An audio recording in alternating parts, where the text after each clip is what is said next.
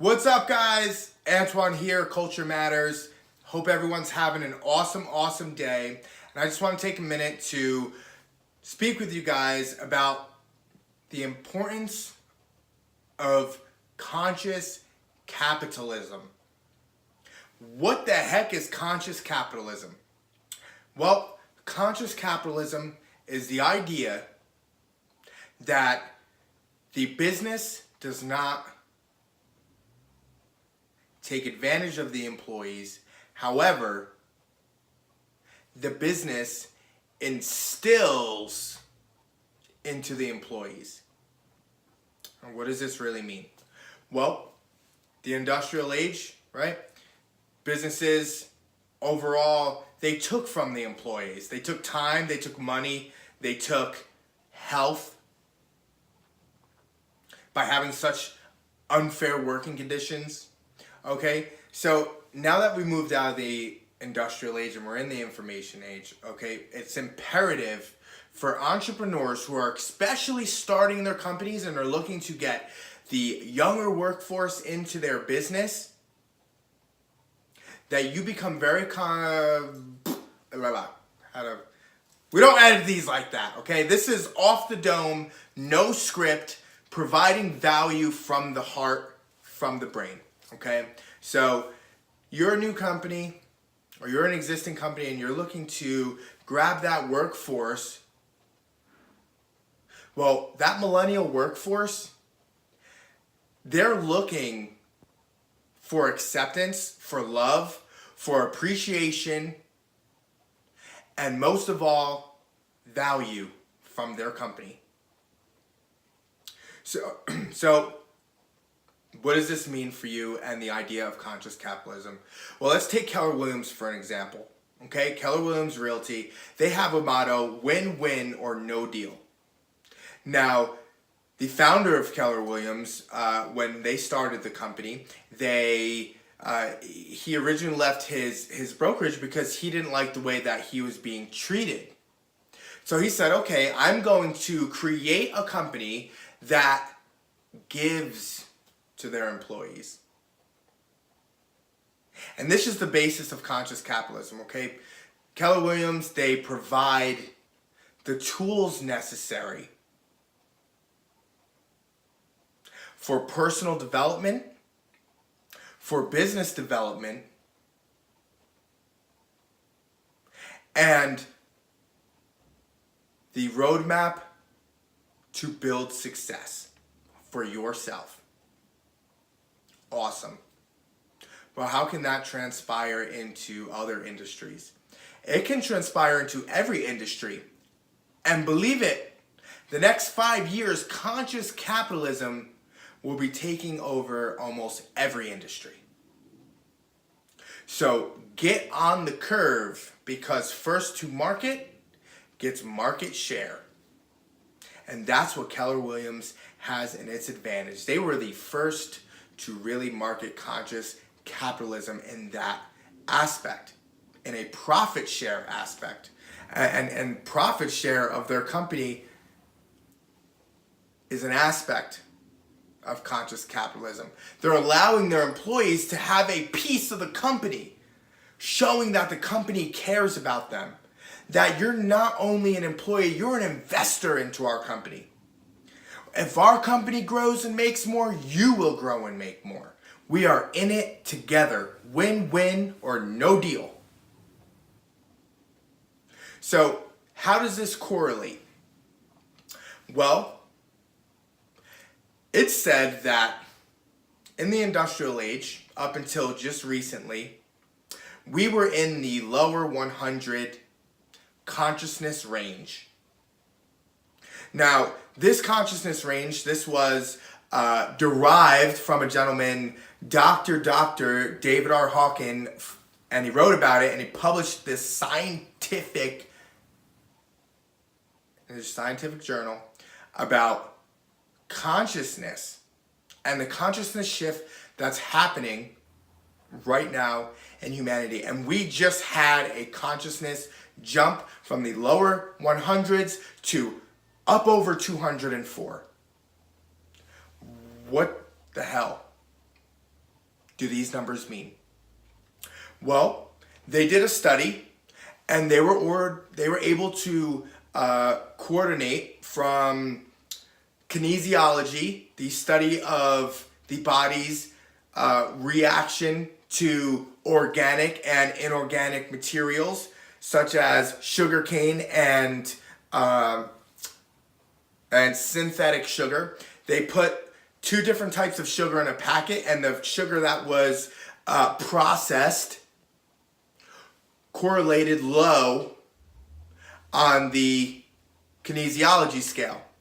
Which kinesiology, they basically said, okay, take this packet of sugar and you push against the machine to measure the force, and take this other packet of sugar, and they went against the machine to measure force, and each time, unbeknownst to the person that was taking the test, the body unconsciously recognized that the sugar that was processed was bad for the body, and therefore correlated with a weaker force.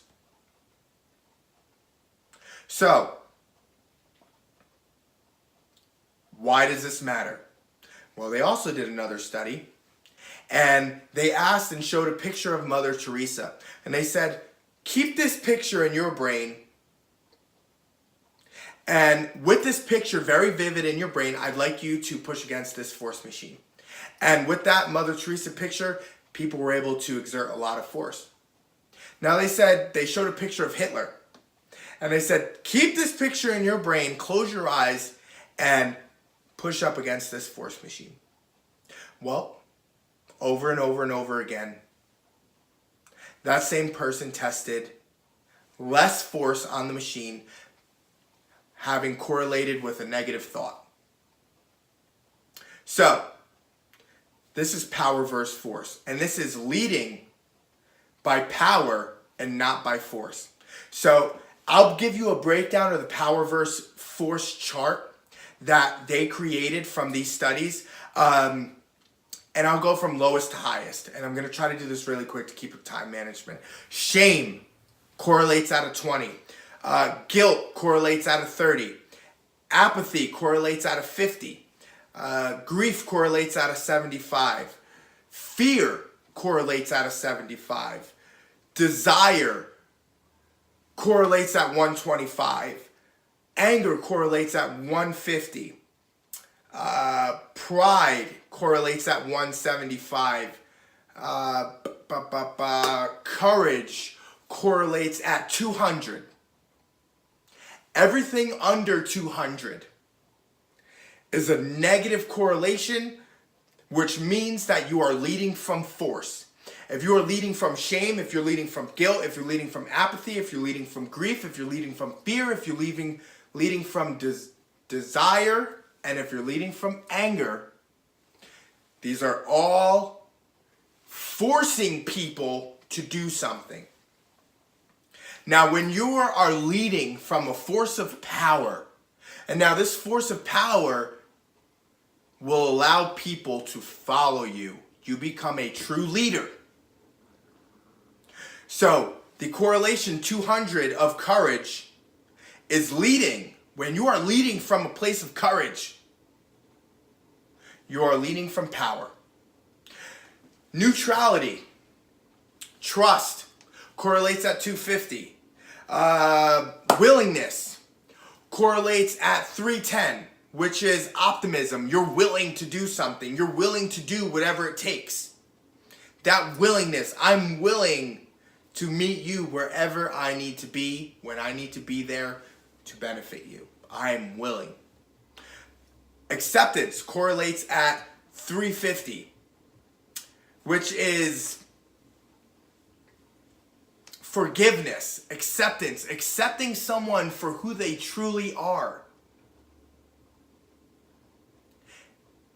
and expressing that love for them anyway, no matter their faults. Correlates out of 350. Reason correlates at 400. Reason is understanding. You may accept someone, but you may not understand them. So reason, when you truly understand someone, even though you may not agree with them, but you're leading from a place of understanding where they're coming from. You're correlating high and leading from a place of power. Love correlates at 500. Okay, and they say 600 to 1,000 is a level of enlightenment like Gandhi, like Jesus. This surpass of self. Okay? Joy correlates at 540. Peace correlates at 600. If you were to always walk around in a state of peace and a state of bliss, this happens a lot of times. We see these stories of monks and whatnot. They oftentimes, when people reach this stage, they retreat out of society. Okay? Enlightenment, true enlightenment correlates from 700 to 1,000. Very, very few people in the human history have reached this level of enlightenment. Most people are not over the 200 level. Now, yes, it's been stated that we have just jumped to an average, or it shouldn't be an average. We've jumped, the highest person is usually correlating around a 204 level, which is just under the level of true trust. And once we learn how to trust in others and have true trust in ourselves, we will then be able to correlate at a 250 level. Now imagine if everyone in the world trusted each other to do the right thing, and everyone did the right thing. It would be a much different world that we live in today. So guys, I implore you,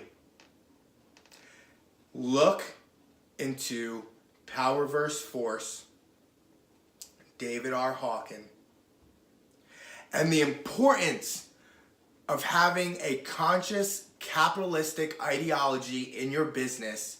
The idea that the employees do not work for the business, but the business works for the employees by instilling purpose and by instilling avenues of growth within that business. Guys, culture matters. I love you. This was a long one.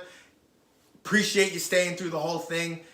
Keep a lookout for our products set to hit the market very soon. Facebook, Instagram, LinkedIn, YouTube, Culture Matters. Check out our website, www.culturemattersuniversity.com. Have an awesome day.